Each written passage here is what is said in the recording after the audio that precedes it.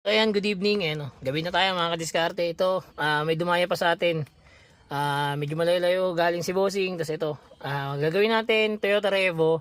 Itong nandito niya, actually hindi ito para dito. Ano na to, retrofitting para may kabit lang dyan para magkaroon ng stereo. Pero galing pa rin to ng Toyota. Okay? Yung pagbaklas naman nito mga kadiskarte, alam nyo na kung paano dun sa mga naunang video natin. Nakita nyo naman kung paano siya baklasin. Kaya tara, let's go. Baklasin na natin to agad-agad. So yan mga kadiskarte, tapos na tayong mag-wiring. Ito yung wiring natin. Ito yung old harness niya, tinap lang natin siya. Ito na yung bago ngayon. Kasi ito na yung sa reverse cam. Ito yung antenna, USB, tapos ito, GPS antenna. Okay, tara, kabit na natin yung Android.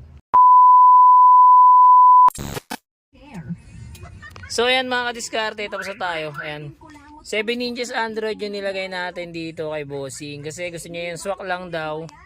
And then kasama pa rin sa package natin yung reverse camera. Ayan. Madilim na mga diskarte pero ayan.